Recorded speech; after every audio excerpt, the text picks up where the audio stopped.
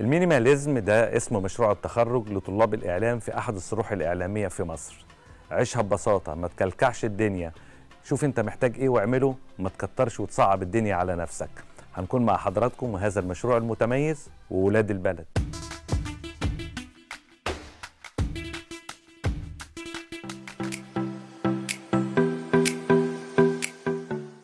المينيماليزم الأقلية لحياة مثالية. وفر فلوسك لاحتياجاتك وطور من ذاتك وخليك مينيماليزم، وما تنساش ان المينيماليزم عيشها على قدك، فجمال الحياة ببساطتها. بيسبب مع الوقت ضغط مادي وعصبي ونفسي علينا. مينيماليزم أو كلما اشتريت. عشان نوصل لحياة مثالية خالية من الفوضى لازم كلنا نتبع المينيماليزم. رغم ان في الدول الأوروبية ما بيشتروش غير الحاجات واللوازم والأساسيات بس اللي بتلبي احتياجاتهم، وده بيكون تحت نظرية مينيماليزم خليك بسيط. كمان لازم يكون في تقسيم مظبوط بين الكمية اللي بنجيبها في الشهر مثلا وبين الكمية اللي بنعملها كل يوم. مينيماليزم كله بالمعقول.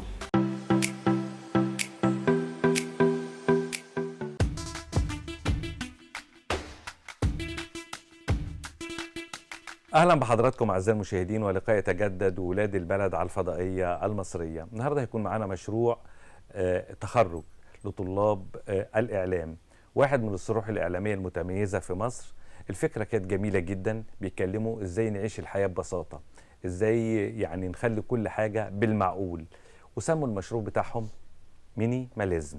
هنتكلم عن المشروع دوت، سبب اختيارهم لهذا المشروع، بدأوا خطوات ازاي، ايه العقبات اللي قابلتهم، لانه فعلا مشروع متميز جدا. برحب بضيفتي في البدايه الدكتوره رضا فولي، المشرف الاكاديمي على المشروع. اهلا بك يا دكتوره رضا، وسعداء بوجودك معانا على الفضائيه المصريه. اهلا بحضرتك وشكرا جزيلا لاستضافه حضرتك في البرنامج. تقصدوا ايه وسبب اختياركم لهذا الاسم؟ والله الحقيقه احنا ابتدينا نختار الفكره دي او كنا مصرين عليها، ان احنا كان عندنا داخل الكليه بتاعتنا كان توجه من معالي العميده الاستاذه الدكتوره ايناس حامد ان احنا نتجه للمشروعات التوعويه والمشروعات القوميه، ما تبقاش مشروعات التخرج في المطلق، ولكن بيكون المشروع لدعم الوطن او دعم وطننا ودعم بلدنا اللي احنا موجودين فيها.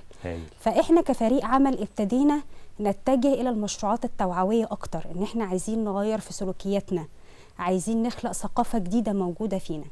فاحنا جينا الاول قلنا طب هنتكلم عن الترشيد. لما احنا جينا نتكلم على الترشيد، طب هل هنرشد في الميه؟ هل هنرشد في الكهرباء؟ هل هنرشد في الطاقه؟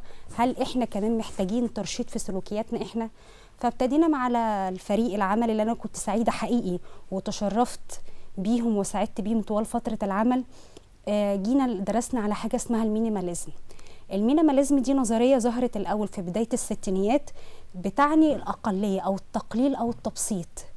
التبسيط ان انا اقتني ما احتاجه فقط، اقتني ما احتاجه في كل شيء. صحيح. حتى في ديكور البيت، ليه اكون مصره ان انا استخدم حاجات كتيره، او ليه اكون موجوده فيها في حاجات كتيره.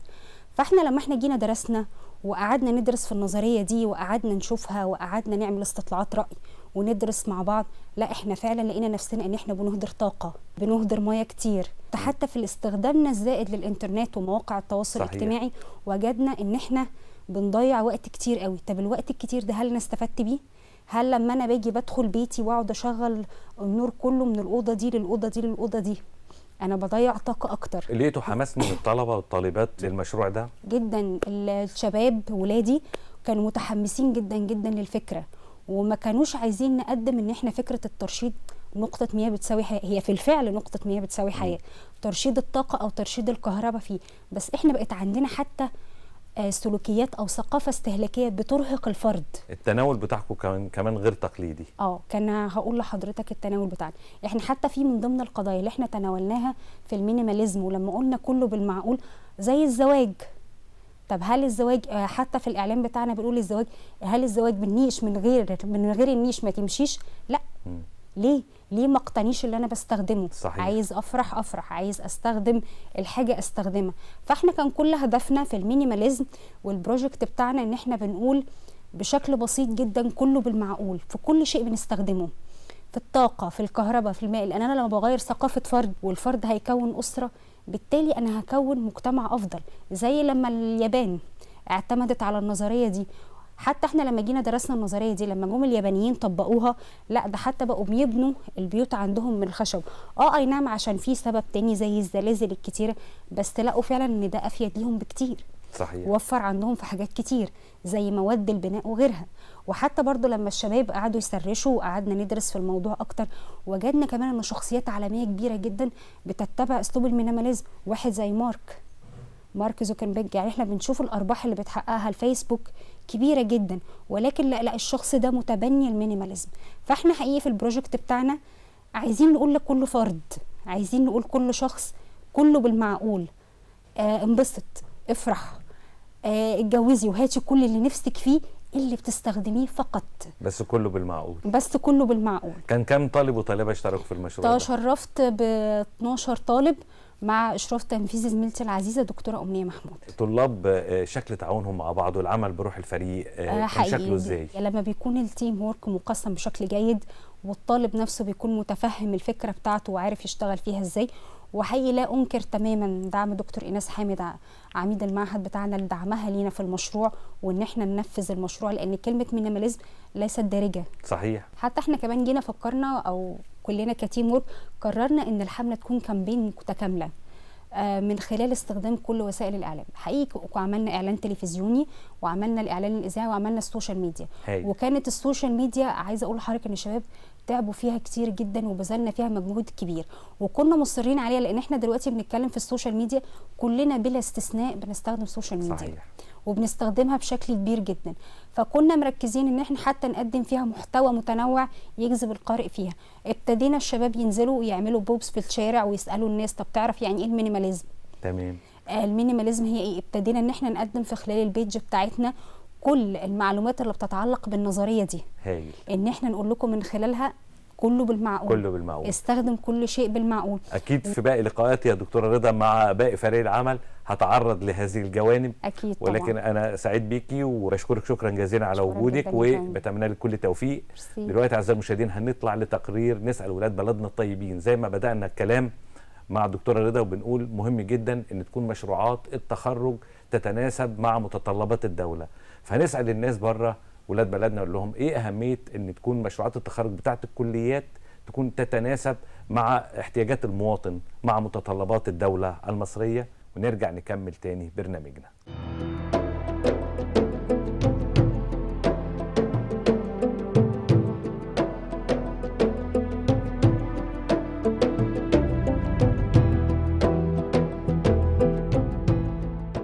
المفروض مشاريع التخرج تخدم المجتمع ونطور المجتمع ونحل مشاكل المجتمع. الطالب يقدر يخدم بلده ويقدر يخدم وطنه من خلال هذه المشاريع اللي هي بتتعمل. مشروع تخرج الطالب بعد مرور 4 سنوات من الكلية، يعني المفروض ان هو يكون خلاص خد الحصيلة الدراسية اللي هو عايز ياخدها، والمشروع ده بيبقى هو بقورة الأمل اللي هو بيشتغل عليه. لازم مشاريع التخرج تخدم المجتمع بصراحة من ناحية الذكاء الاصطناعي ومن ناحية البرمجة. الحاجات دي بتزود في الاوتوميشن وبتزود في ان الحاجات تتعمل بشكل تلقائي اكتر، ان احنا نستخدم الداتابيزز ككمبيوتر وكبروجرامينج والكلام ده كله، ان احنا نسهل على الناس اكتر، النقابات او الشركات او الجهات الحكومية اللي بنحتاج نروحها كل يوم والكلام ده. اهم حاجة انها تكون بتخدم المجتمع وتكون بتزود حاجات عنده، يعني تزود من خبرات الطالب عامة اللي بيتخرج عشان يقدر يفيد المجتمع اللي هو فيه، علشان يقدر يبني حاجة جديدة، علشان يقدر يعمل حاجة جديدة للمجتمع، مش يبقى بيخدم نفسه بس، ويبقى حقق حلمه واستفاد به البلد واستفاد به الوطن. احنا شبابك يا بلادي، عاشقين ترابك يا بلادي، احنا شبابك عاشقين ترابك، نبني ونعلى جيل بعد جيل يا بلدي بنشق الطريق، ومفيش مستحيل يا بلدي عالقلب الجريء. جيل بعد جيل يا بلدي بنشق الطريق، ومفيش مستحيل يا بلدي عالقلب الجريء. اطلب أي شيء وعلينا اللي باقي يا بلادي.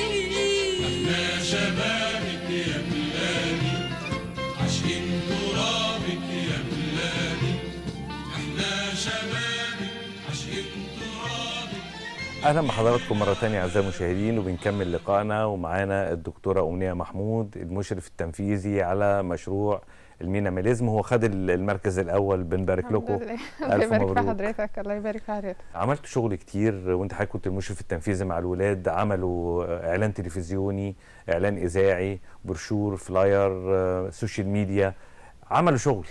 ايه اهم الصعوبات اللي قابلتهم هم بيشتغلوا؟ في الاول طبعا جمعوا الفكره وفهموا الفكره بتاعتهم كويس جدا، فاحنا حبينا نسال الجمهور ونسال الناس، ننزل كده نعمل لقاءات ونسال الناس تعرفوا ايه عن المينيماليزم، لان المصطلح مش ناس كتير تعرفه، فكان ده هدف للحمله بتاعتنا ان احنا نفهم الناس ايه هو المينيماليزم. عدد بسيط جدا من الناس كانت تعرف المينيماليزم. عملنا حاجات كتير، شغل كبير جدا على صفحه السوشيال، وده اللي خد المجهود الاكبر مننا. تمام. الجروب بتاعي بصراحه كان جروب متميز جدا، ما اكتفاش بس ان هو يشتغل داخل مصر، لا عملوا لقاءات خارج مصر كمان في فرنسا، بس انا مش هتكلم على الجانب ده، اسيب بقى الطلبه ان شاء الله هم يتكلموا عنه. هاي. بعد كده ابتدينا نشتغل على الاعلان التلفزيوني، تقريبا علشان نوصل لفكره الاعلان التلفزيوني، علشان نقدر نوصل للناس فكره المينيماليزم. عملنا 3 اعلانات، كل مره كنا بنعمل مجهود كبير جدا، وبعد كده بعد ما بنخلص الاعلان خالص بنعيد تاني التفكير في الاعلان من البدايه. اخترنا 5 اشكال من المينيماليزم اتكلمنا عنهم لترشيد زي ازاي انت دلوقتي داخل سوبر ماركت، فعندك انت داخل عندك لستة معينة عايز تخش ان انت تشتريها، فانت لقيت بضايع وسلع كتير جدا، فممكن السلع الكتير دي تعمل لك جذب، فانت بدل ما داخل مثلا اشتري حاجتين، فانا ممكن الاقي حاجة مثلا عليها ديسكاونت او كده، فاقول طب ما اجيبها، طب ما هي يمكن تنفع.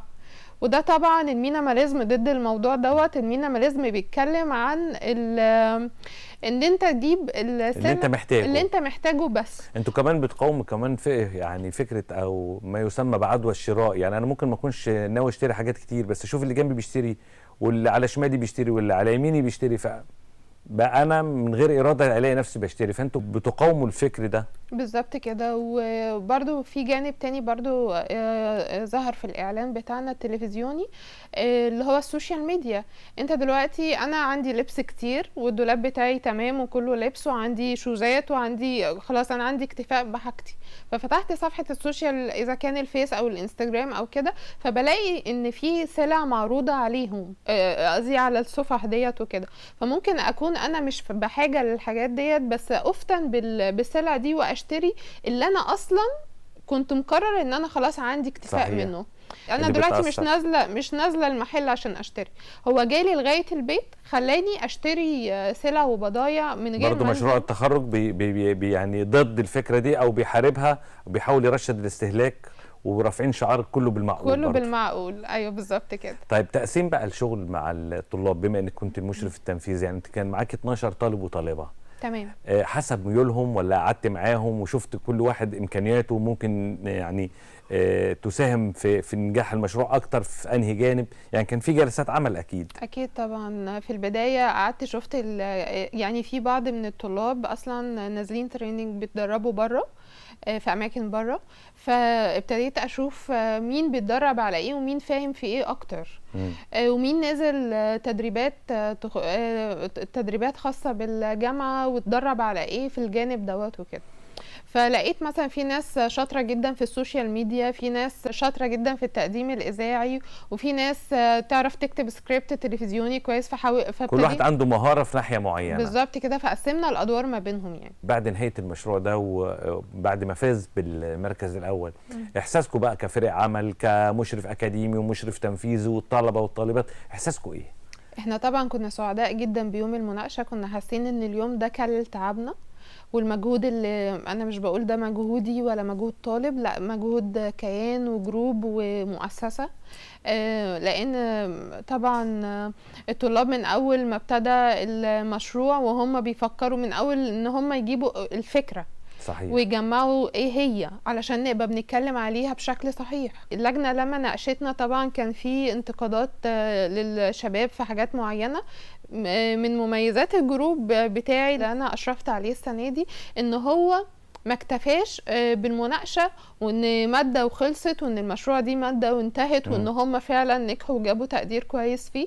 لا، هم عملوا كل يعني طبقوا كل الملاحظات اللي اللجنه قالتها لهم، اذا كان تغيير اللوجو بتاع البروجكت علشان طبعا كان في حاجات معينه هم يعني الصفحه بتاعتهم يعني خدوا ملاحظات لجنه المناقشه اللي حكمت المشروع وفعلا عدلوها بالظبط زي ما نقول كده في مناقشه رساله ماجستير او دكتوراه، واللجنه اللي بتناقش بتطلب تعديلات فبتتعمل بالظبط كده. هم عملوا كده فعلا.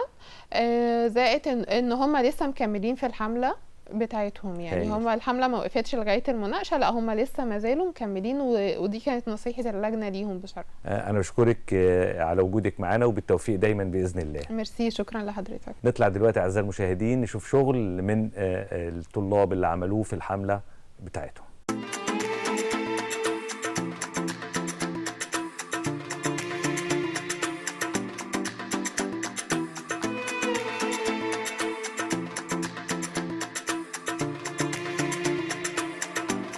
بلاش تجذبك العروض وشكل الاسعار وتنسى انك مش محتاجها. اشتري احتياجاتك ووفر في فاتورتك وخليك مينيماليزم.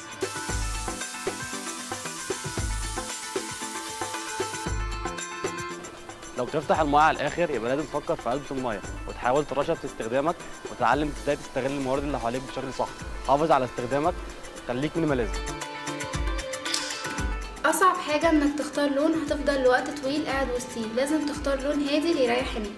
عينك اقرب حاجه لعقلك، فكل ما كنت بتستخدم الوان بسيطه ومريحه عقلك هيشتغل بشكل اصح، وده هيخلي نفسيتك احسن. خليك مينيماليزم.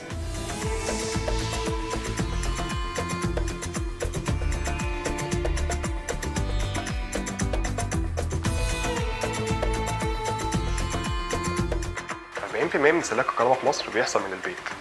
الأجهزة الإلكترونية عامل رئيسي حتى وهي مقفولة، وده بيخليك تدفع فواتير كتير. مش هنا بس المشكلة، الأحمال الزايدة ممكن تسبب في كوارث ليك ولبيتك. وفر استخدامك، احمي نفسك، خليك مينيماليزم. احنا مبدأ النيش رافضينه، يا النيش يا مفيش. متمسكين بعادات قديمه معرفش ايه حتى لازمتها. نقدر نقول ان غلاء الاسعار بيخلينا نبعد عن الشكل. هات اللي تحتاجه، خليك مينيماليزم. كتير مننا بيكون نفسه يعمل حاجات كتير والدوشة بتوقفه. لو جربت ترتب حياتك وترتب الكراكيب اللي حواليك أكيد حياتك هتكون أهدى وأحسن. خليك مينيماليزم. بصي ده عندك منه كتير. صح، كتير قوي من الشباب دلوقتي بقى عندهم هوس الشوبينج اونلاين واعلانات الفاشون مجنناهم، بس لو فكر شويه ممكن اصلا يطلع نفس الحاجه اللي بيجيبها من عنده من الدولاب. اتحكم في نفسك وخليك مينيماليزم. كل دي أمثلة للاستهلاك السلبي اللي بتأثر عليك وعلى اقتصاد بلدك. اتبع التقليدية أسلوب عام في حياتك وهتشوف ناتج أفضل. مينيماليزم، كله بالمعقول.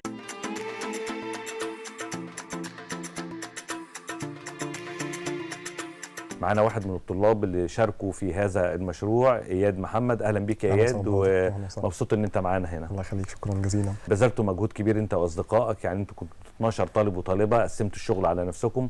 قول لي دورك كان ايه؟ اللي ميز المشروع بتاعنا ان احنا كلنا كنا يعني يعتبر ايد واحده، ما كانش كل واحد ليه تاسك معين، بل بالعكس يعني كلنا كنا شغالين مع بعض. يمكن انا يعني دخلت في موضوع السوشيال ميديا وحبيت اشتغل عليه اكتر بصراحه، يعني بمساعده زمايلي طبعا في المونتاج او كده، بس انا يعني تواصلت مع السبورت الداعمين لينا وحبيت انقل التجربه بتاعتنا من خارج مصر. فتواصلت مع مراسل صحفي استاذ خالد شقير، وحب ينقل لنا التجربه بتاعته خارج فرنسا، ازاي بيتعاملوا مع المينيماليزم خارج مصر. تمام، هايل. يعني انتوا حبيتوا كمان تاخدوا انطباعات الناس بره في البلاد الاجنبيه اللي خارج مصر على المينيماليزم. بالظبط، عشان هي بتطبق هناك وبيطبقوها باساليب مختلفه. وبرضو يعني حبينا في السوشيال ميديا اللي هو يعني نستطلع آراء الجمهور في الشارع. تواصلنا مع الإعلاميين كتير زي الإعلامي قدير محمد طارق قاضة، برضو هو كان من أحد الأسباب اللي هي الداعمة لينا. وحبينا برضو تواصلنا مع تجارب بتطبق المينيماليزم في حياتها في مصر. ايه اهم الصعوبات اللي قابلتكم يا اياد؟ اهم الصعوبات اللي قابلتنا كانت التصريحات او التصوير في الشارع او عامة في الاماكن اماكن العامه، وهي كانت برضو كنا احنا متحجمين بسبب المشروع بتاعنا كان في وقت الدراسه بتاعتنا، فاحنا كنا بنواجه صعوبه بين ان احنا نوفق زي ما نوفق ما بين الدراسه وما بين المشروع بتاعنا. لسه فاكر حاجه من التعبيرات اللي استخدمتوها؟ طبعا احنا كنا بنستخدم في السوشيال ميديا نغمات مبسطه بحيث انها تلفت الجمهور ليها. أيوة. برضو في البوستات في الاول مينيماليزم حبينا نشاركهم بفيديوهات تشويقيه، فيما معنى كنا بننزل نسال الجمهور في الشارع يعني ايه مينيماليزم، فكنا بنحب ناخد الرياكشن بتاعهم اللي هو ايه ابرز التعليقات اللي انت ما تنساهاش؟ المينيماليزم ده يعني غير بقى الانطباع او الدهشه اللي بتطلع على وشه، ايه ابرز التعليقات؟ اول لما قلت المينيماليزم فقالوا دي مرض، ده اسمه مرض. وبرضو في اللي قال دي اكله. بس بصراحه يعني في كذا حد كان يعني عارف بس مش بشكل عام، هي عارفوا ان هي ببساطه اغلبها كانت في يعني كذا سالت كذا دكتور فكان عارفها، لان ده يعني المينيماليزم دي كانت يعني حاجه علميه تبع الطب تقريبا، فاغلب كان عارف يعني ايه المينيماليزم او ان هي حاجه بسيطه او التقليديه، فدي انا يعني اكتشفتها يعني. بس طبيعه تعاملك انت وزملائك فريق العمل بقى، يعني بتقعدوا جلسات كتيره تختلفوا تتفقوا عشان تطلعوا بافضل صوره، احكي لي كده الكواليس. طبعا يعني احنا مع بعض بصراحه يعني كنا احنا ايد واحده مع بعض تمام. طبيعي بيبقى في خلافات ومناقشات، بس يعني بمساعده دكاترتنا هي اللي بتدخل تدي يعني لو في مثلا احنا مختلفين على حاجه كانت الدكاتره تدخل يعني تحسم الامر على طول يعني. قابلنا مشاكل وصعوبات، بس في الاخر الحمد لله قدرنا نتواصل يعني ان احنا نقدر نعمل حاجه كويسه وتبقى مختلفه عن غيرنا. بس كان الشعار السائد بقى في الحمله بتاعتكم كله بالمعقول. كله بالمعقول. عيشها ببساطه. عيشها ببساطه. بسطها. اكيد. تمام. قبل ما اسيبك، ايه احلامك وطموحاتك لبكره؟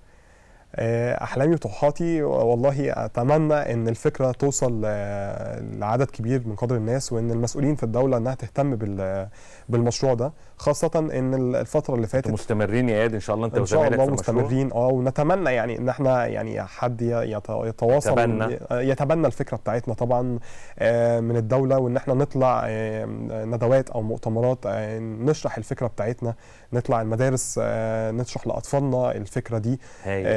كم نتمنى يعني حاجات كتير بحيث ان الفكره توصل بقدر كافي، وهتساعد الدوله ان هي تقليل العبء عليها او الحمل عليها. بس يعني واحنا بدورنا بنساعد معاكم اهو. اكيد يعني شكرا انا جزيلا. من اعجابي بالمشروع قلت لازم تكونوا موجودين ولازم نعرض فكرتكم من خلال الاعلام، وبتمنى لكم التوفيق وبشكرك يا اياد. شكرا جزيلا لحضرتك على الاستضافه الجميله، ويعني انك انت ده اول دفعه لينا او اول دعم لينا، فبشكر حضرتك شكرا جزيلا. دلوقتي اعزائي المشاهدين هنخرج لتقرير نسال ولاد بلدنا الطيبين في الشارع المصري ايه رايكم في المقوله اللي بتقول الغالي ثمنه فيه. طبعا احنا بنتكلم على كله بالمعقول وترشيد الاستهلاك وعيشها ببساطه، لكن في مقوله بتقول الغالي ثمنه فيه. ايه رايكم في المقوله دي؟ ونرجع نكمل تاني برنامجنا.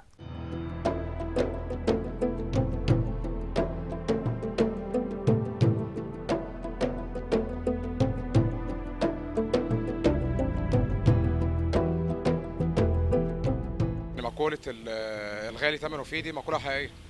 انا اروح اشتري حاجة مثلا ب 100 جنيه هتعيش معايا افضل ما اجيب 10 واحدة ب 10 جنيه البسها. سي مثلا اللبس هلبس الطقم اللي هو ب 10 جنيه مرة واحدة، انما ب 100 هلبسه على طول باستمرار. وفعلا الغالي ثمنه فيه. هو انا مش معقول اجيب مثلا تليفون ب 500 جنيه زي ما اجيب تليفون ب 10000. بشتري حاجة طبعا بسعر غالي، الحاجة بتعيش، غير لما اكون مثلا شاريها بسعر رخيص ما بتعيش معايا. الغالي بتبقى حاجة كويسة، في فرق من الغالي ومن الرخيص. طبعا بدل غاليه تبقى حاجه كويسه، منتج كويس، شيء كويس، اكيد طبعا. في حاجات ممكن ندفع فيها وتبقى حاجه كويسه، وحاجات تانية ما بتظبطش يعني ما بتجيش، بس فمش كل حاجه طبعا الغالي ثمنه فيها. الغالي ثمنه فيه لانه طبعا تضامن انه ده حاجه مش فيها عيوب، ما فيهاش اي خلل، اي خساره بالنسبه لك، بتعيش.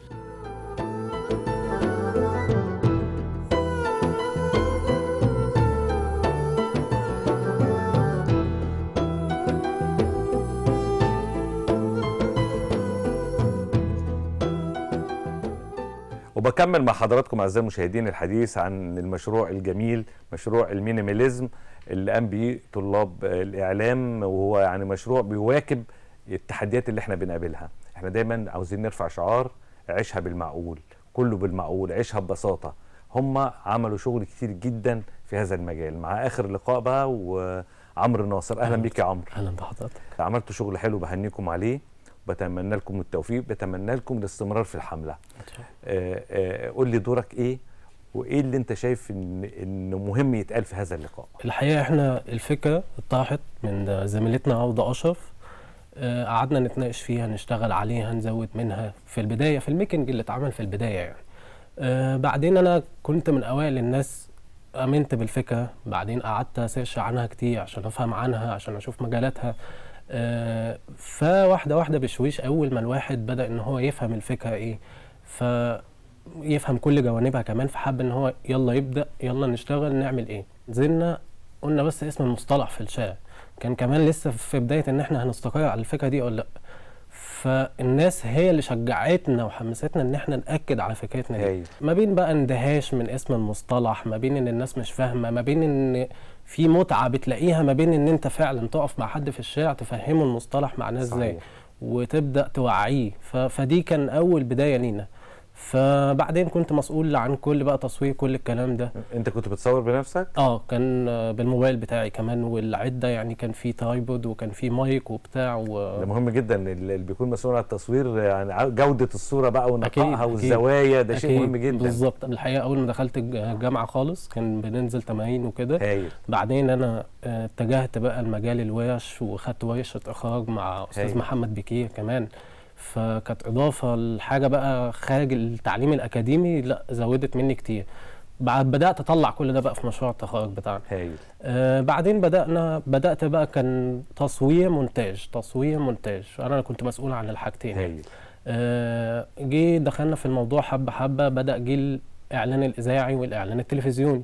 فالاعلان الاذاعي الحقيقه دكتور امنيه كمان كانت تشكر ان هي شافت فيا ان ممكن اديه بصوتي، والموضوع كان جديد عليا لان ما جربتوش قبل كده. انت اللي عملت الاعلان التلفزيوني بصوتك؟ التلفزيوني كان فيه فويس اوفر في الاخر. أيوة. انا اللي كنت عامله وانا اللي لكن الاذاعي بصوتك؟ الاذاعي كامل كان انا وزميلتي بسنت كمان. طب فاكر جزء من اللي انت قلته في فاكر طبعا. هو طب ما تحاول تتقمص كده الدور وتقول لنا، مش لازم يكون بالكامل، اللي تقدر تفتكره. هو الحقيقه احنا كنا حافظينه يعني، انا عشان انا اللي كاتبه فكنت شارب الكلام. انت اللي كاتبه كمان؟ احنا كنا بنقول انه المثل بيقول لك الحاجة هي أم الاختراع، احنا بقى بنقول لك الحاجة هي أهم حاجة، بمعنى إن عنصر الاحتياج أساسي يكون موجود قبل ما تجيب أي حاجة قدامك. إنما لو مش موجود يبقى بالبلدي كده اللي ما تحتاجهوش ما تجيبهوش. وده بقى ببساطة هو المينيماليزم، وهو إنك تقلل شوية من استهلاكك الزايد لأي حاجة مش من احتياجاتك الأساسية ومش بتعود بأي فايدة عليك، أو حتى من استخدامك للطاقات كلها اللي حواليك بدون مصلحة ولا منفعة. لو فكرت شوية في تقليل أي زايد حواليك للحد الطبيعي اللي بتحتاجه بس، أكيد هيكون أحسن ليك ومصلحتك ولبلدك. اتبع المينيماليزم أسلوب عام في حياتك وكله بالمعقول. حلو، جميل، وهايل إنك أنت عايش الكلام. بالظبط. فده كان من أوائل الحاجة اللي اشتغلنا عليها، الإعلان الإذاعي. بعدين جه إعلان التلفزيوني. أنا ودكتور أمنية قعدنا زي ما قالت لحضرتك انه كان في مليون الف فكره للاعلان التلفزيوني. قررنا ان احنا كلنا ال 12 فرد نعمله. اكتر حاجه ثبتنا عليها ان احنا نعرض كل الحاجات اللي عكس المينيماليزم. احنا دلوقتي ماشيين بمبدا وفكره مؤمنين بيها، فعشان نوصلها للناس ان هي حاجه عكسها. وفي نفس الوقت كان في اخر الاعلان التلفزيوني حاجه كده اللي هي قبل وبعد، ان انت لما تعمل كده الناتج هيكون كده. ادينا امثله. طيب الناس ما كانتش عارفه ايه، ادينا امثله. اكيد. انا الجزء بتاعي في الاعلان التلفزيوني انه الشباب دلوقتي بقى عندها هوس الفاشن. الاعلانات كلها بتضغط عليك ان انت تشتري، ممكن يكون جوه في دولابك بس انت عايز تجيبه خلاص. ففكره ان احنا نقلل، مش بنقول ان هو عشان برضه كان صعب علينا ان نوصل للناس ان هو مش بخل مش حرص، هو انت محتاج المينيماليزم. احنا عايزين ان شاء الله تطلعاتنا ان احنا الناس كمان سنه او حاجه نكون وصلنا لمرحله كبيره من ان احنا نوصل للناس، فيبقى الناس بتسال نفسها في الشارع انت مينيماليزم ولا لا. عمرو ناصر، بتحلم بايه لبكره؟ بحلم ان اعمل حملات توعيه كتير من دي. نفسي يبقى عندي شركه دعايه واعلان ابدا فيها ان شاء الله، اشتغل على نفسي اوصل لكذا. حاجات كتير ان شاء الله يعني تكون بالتوفيق ان شاء الله، وفي فتره ان شاء الله كده تشتغل على نفسك وتحقق كل احلامك انت وزملائك، وتستمروا في الحمله. حمله جميله جدا، كله بالمعقول وعيشها ببساطه. مينيماليزم يكون اسلوب حياه. انا سعيد بكم جدا وبتمنى لكم كل توفيق. شكرا يا عمرو. شكرا لحضرتك انت. اعزائي المشاهدين، مع لقاء اخر وموضوع جديد من خلال ولاد البلد. التقي بكم على خير. النهارده كنا بنعرض مشروع تخرج لواحد من الصروح الإعلامية المتميزة في مصر. شفنا أفكار جديدة لشباب بيفكروا بفكر مختلف، إزاي نقدر نعيش الحياة ببساطة.